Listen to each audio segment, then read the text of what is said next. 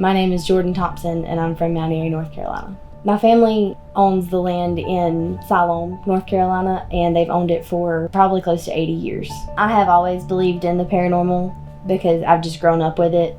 The activity that I've experienced on the property has mainly been in my dad's house, in my old bedroom there, and it was just a lot of random things, doors opening and closing, things going missing, things moving when they shouldn't have been. The corkboard incident happened to my younger sister, Maggie. She has a corkboard hanging on the wall in the bedroom, and she left one day, came back to her bedroom, and the corkboard was centered on the bedroom floor on her rug. And she didn't know how it could have fell that way because it would have fell on the bed, but it was centered and face up on her carpet. When things would happen, it never really made me scared. I never felt like I was in danger, or I never felt like I was being threatened or anything. I guess it's just normal life. My family is a little differed in opinions when things happen that are unexplainable, I guess. It's mainly been the women in my family that have kind of felt and seen and just experienced things differently than other people do. My great-grandmother was a medium, and she believed that she could contact and talk to people that were dead. My mom's side of the family is super open to stuff like that. They're cool. They love to hear stories if something happens, and they just take it as the truth. But my dad's family, not so much. My whole life, I've heard stories about ghosts and about the things that my grandmother was able to do being a medium, and it's just always kind of been normal, talked about, especially on my mother's side of the family. I really have no clue who the ghost might be that's been haunting my bedroom at my dad's house or the property. We always just assume that's the Indians from the Indian graveyard, or maybe a spirit from the graveyard might be just walking around the woods, but we really have no guesses. I really hope that y'all found something. I know I saw what I saw and I've experienced what I have, but I really do hope that maybe some of those stories that I've been told all my life are somewhat true.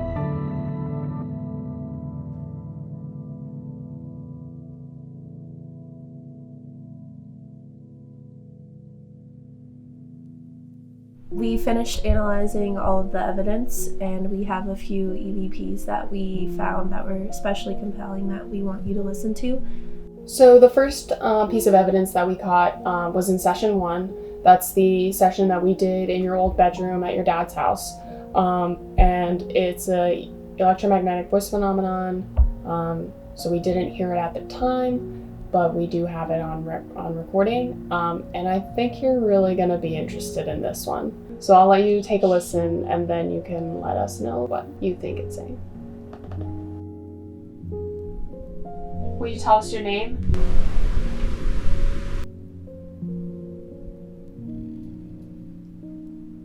Is it like the whisper?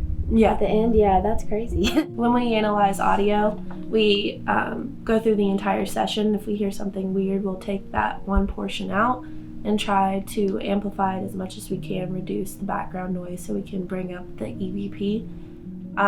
So I heard the whisper immediately, and then when I amplified it, I heard, "Hi, Jordan." Do you want to listen to it? Yeah. You ready? Will you tell us your name? Ooh, it's a little concerning. So then we went out to the graveyard. We did our hike. It was really cool. And we got 2 pieces of evidence in our second session. First thing we're gonna show you is from the obelisk. It said something. It's not in response to a question, but we have no idea what it's saying. So we were wondering if it was even English, and I actually Googled a Chira and a Cherokee dictionary, and we tried to match phonetically what we thought we were hearing with words in their language, and nothing. So we wanted to show it to you so that you could take a listen and see if you had any ideas. But here it is. What family settled here first?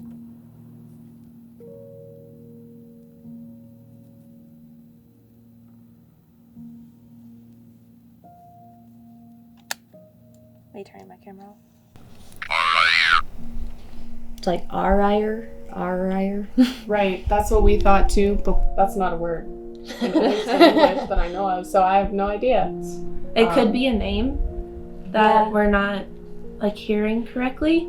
That's not in the word bank because we only ever used the ovulus on dictionary mode. So there should be no reason why the ovulus is spouting off words that aren't built in and programmed into the word bank.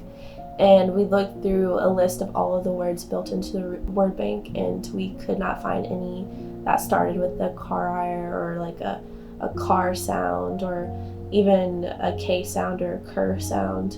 And so when entities are trying to say a name that isn't in the word bank, it kind of stutters or it doesn't pronounce the whole name. Yeah. So we could be hearing remnants of some sort of name.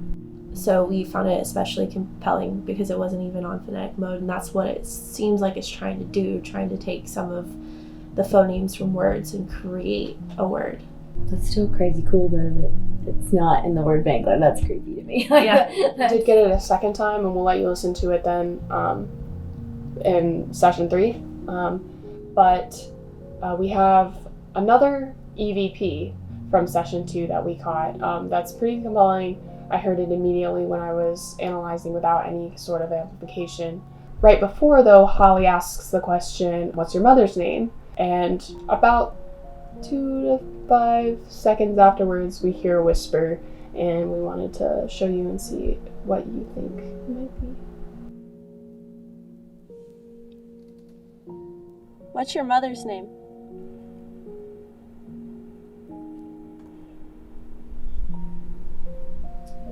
Yeah, I definitely heard the whisper, but I can't make out a name or anything. Yeah, let's play one more time. What's your mother's name?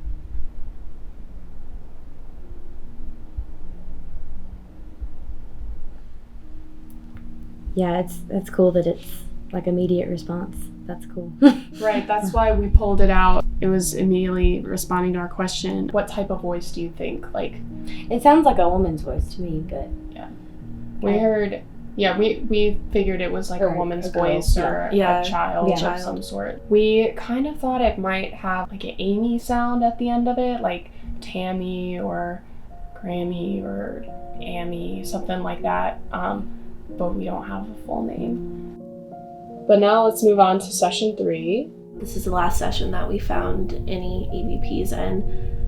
So this first one that we're going to play for you is from the ovulus, and it's actually saying the same word that we heard in a previous session, the kind of car-ire word. I pulled it out at this session specifically because it says it's twice and it's not in the word bank. But we'll let you listen to it.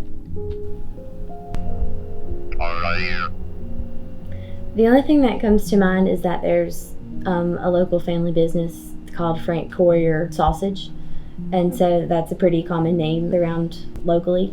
I can see how the obelisk might try to make that name because it's not in the word bank. Mm-hmm. Even if it's not like connected to your family, it's a local to the Mount Airy area connection. It could be before your family's time. Yeah, it too. definitely could. You said that your family has only owned the land for the past 80 years. And one of the gravestones that we found was dated for 1841, so it could quite possibly be your family could have had that land beforehand. So the second one is also the ovulus. It's not saying anything in response to a question, but I pulled it out anyway because it is saying a complete sentence, and that's really rare for the ovulus. It normally only spouts off random words or random names in conjunction to paranormal activity or just running through its word bank.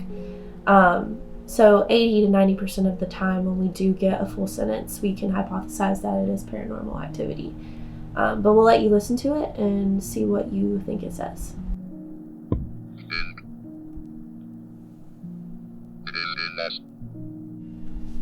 Definitely hear like it is something in the beginning of it, but I can't make that out. Yeah, so I heard like it's kind of broken up, and then I heard it's endless. Yes, that makes sense. Yeah. You want me to play it Yeah, again? play it again.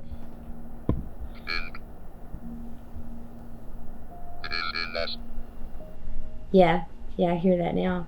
It's a little eerie. Yeah. We don't exactly know what it's referring to, whether or not it's residual or if it's just tired of us asking questions. We don't know specifically what is endless because it doesn't correspond with the question we asked beforehand, which is why I didn't include the question in the EVP that I pulled out. But since it's a full sentence, I think it was something paranormal.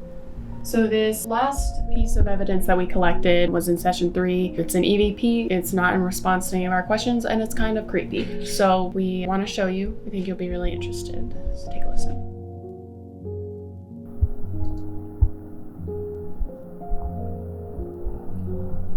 Play it one more time. We don't think it's words. Yeah. Knowing that. Okay. Listen to that. Yeah.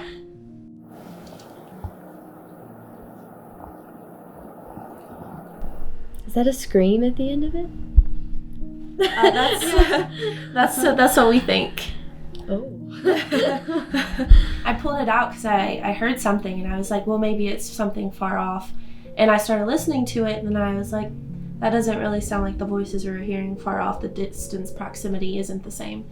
And none of us heard it on the investigation because I also listened past that point to see if anyone on the session pointed it out to note it for audio, and none of us did.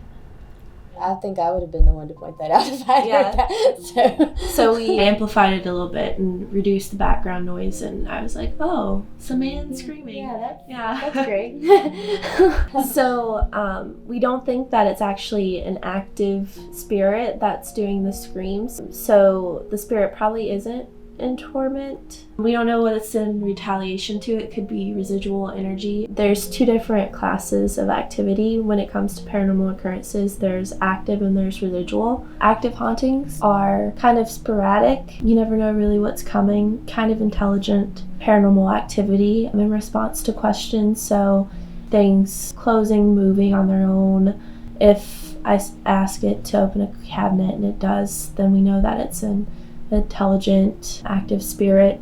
Residual hauntings are kind of like an event has been imprinted on the land or the house. So say you live in this really old house and you hear footsteps every night at 9 o'clock, and then you learn that an elderly man had lived there and had checked on his grandkids every night at 9 o'clock.